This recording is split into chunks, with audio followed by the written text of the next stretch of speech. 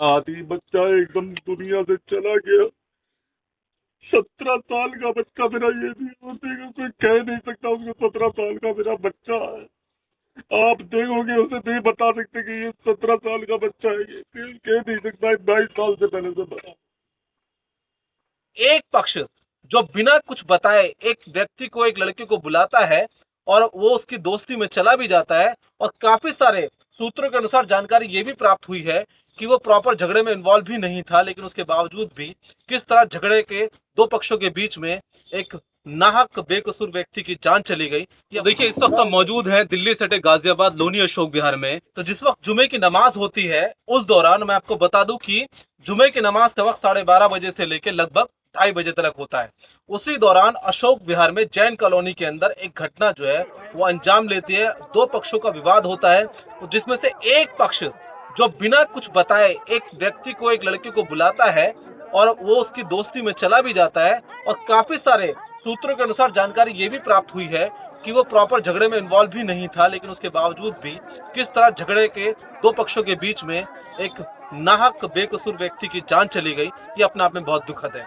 इस वक्त जो पीड़ित परिवार मेरे कैमरे के समक्ष है, मैं आपको बताना चाहूंगा, ये उसके वालिद, उसके पिता हैं जिन्होंने अपने जवान बच्चे को खोया है। तो उनसे बातचीत करेंगे और जानेंगे कि इस सारी तमाम मामले में पुलिस की क्या कार्रवाई अब तक हुई है। तो बहुत दुख की घड़ी है। इस दुख की घड़ी में तमाम आपके परिजन, तमाम जो है वो रिश्तेदार, तमाम लोग आपके साथ हैं, लेकिन मीडिया भी आपके साथ है, क्योंकि जो सच्चाई के साथ मीडिया काम कर रही है वो कहीं ना कहीं तमाम लोगों तक पहुंचे। सबसे पहले आप अपना नाम बताएं। मेरा नाम मोहम्मद इरफान सैफी, जी। साहिल सिटी अशोक विहार पुलिस चौकी के सामने रहता हूँ। को पता चला कि आपके बेटे के साथ ये हादसा हो गया।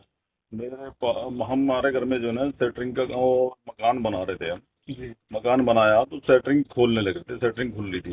अच्छा। सेटरिंग खुलने के बाद में हम अपने घर का जो मटेरियल में जो ईंट वगैरह जो घर में जो कूड़ा कबाड़ा जो भी इकट्ठा हो रहा था वो सारे को समेट रहे थे, सफाई कर रहे थे। वो भी आप ही के साथ काम कर वो रहा भी था? हमारे साथ ही काम कर रहा था। क्या अरशद? अरशद अरशद भी आपके साथ ही काम करवा रहा हमारे था? साथ ही काम करवा रहा था। अच्छा। जब वो एक घंटा पहले ही वो 11:15 के आसपास वो उठा ही था सो के। अच्छा अच्छा। तो उस टाइम लगभग 12 और 12:15 के बीच का टाइम है।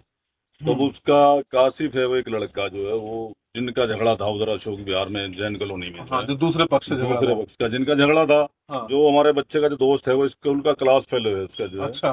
तो वो क्या नाम, उस लड़के का फोन आता है, कहना अरशद फोन किया उसने, कहा अरशद है क्या? मैंने कहा भाई वो है नहीं। मैंने, क्योंकि हमें पता है कि भाई बच्चे हैं, ये थोड़ा बहुत इधर उधर हो जाएंगे तो काम भी हमारा डिले हो जाएगा। अच्छा, घर के काम की वजह से मैंने मना कर दिया। मैंने कहा वो यहाँ है नहीं। हाँ हाँ। तो वो जो है मैंने फिर फोन रख दिया और फिर हम अपने काम में। अच्छा। और उसके बाद क्या होता है कि वो बच्चा कहता है कि लड़की से कहने, बाजी चाय बना दो। हाँ। और मैं नाश्ता करूंगा, तो चाय बना दो मेरे लिए फटाफट। बहन से बोलते चाय बना दो। हाँ, ठीक है। फिर उसके बाद वो यहाँ से जो ना नाश्ता लेने के नाम का हमारे घर। अच्छा। नाश्ता लेने के फोन उसका उसकी जेब में था? नहीं, फोन वो उसने उठा लिया वहाँ से जो है। अच्छा। उसको ये तो पता लग गया था कि कासिफ का फोन आया है, ये तो पता लग गया था।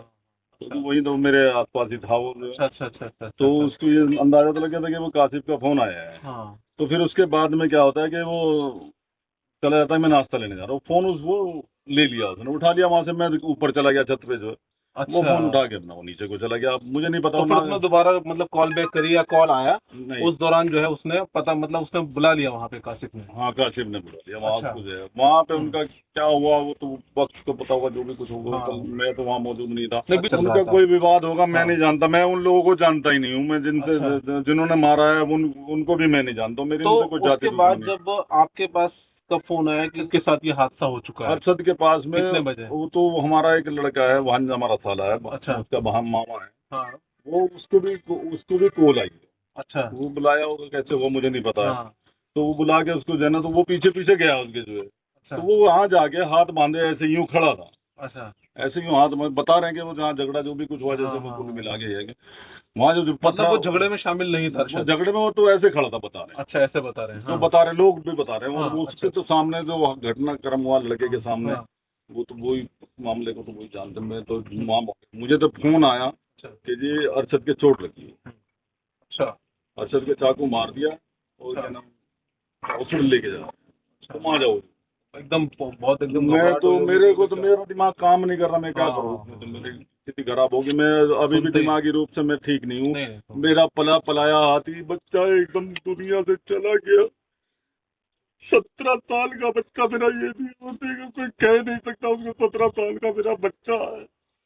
आप देखोगे उसे नहीं बता सकते कि ये 17 साल का बच्चा है। ये कह नहीं सकता, 22 साल से पहले से बता।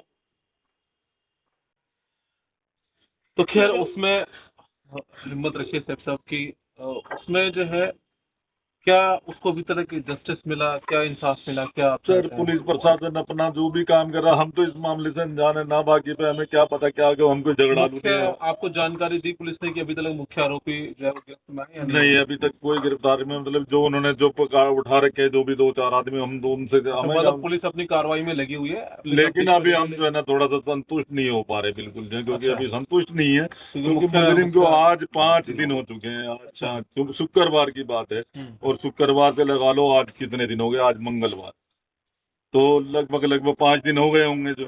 हाँ। तो थोड़ा सा प्रशासन गौर करे इस तरफ जो है। देखिए भैया, प्रशासन से भी गुहार लगा रहे हैं कि जल्द से जल्द इनको इंसाफ मिलना चाहिए, और उनको जो भी आरोपी हैं उन्हें जो भी इसमें आरोपी हैं उनको जो भी दोषी हैं उन्हें सजा मिलनी चाहिए। और कहीं ना कहीं हम आपको बता दें कि अगर इस तरह के हौसले दो पक्षों के अगर जल्द कार्रवाई ना हुई तो कहीं ना कहीं हौसले बढ़ते हैं, इस तरह के आगे कोई ना हो।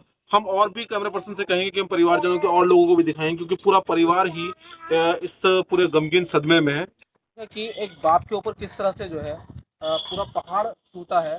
इन्होंने बताया कि उस दिन घर में काम चल रहा था, ये देखिए वाकई काम भी चल रहा है, घर में काम चल रहा था जिस टाइम पे सैटरिंग खुली होगी, और अभी भी 5 दिन तक इंसाफ नहीं मिला है। परिवार देखिए अभी भी इसी तरह सदमे में है जैसे कि ये हादसा आज ही हुआ हो।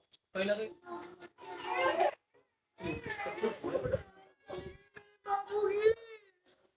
क्या इंसाफ दिया पुलिस ने मुझे? कुछ नहीं दिया। हमें मुझे तसल्ली देकर चले जाओ।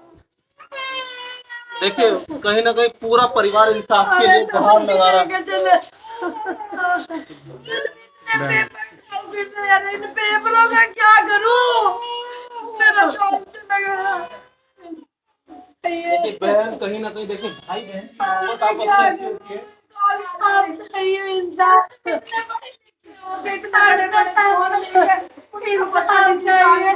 वर्ष जब गया था तो तुमसे क्या कहा था कि कुछ बना दो?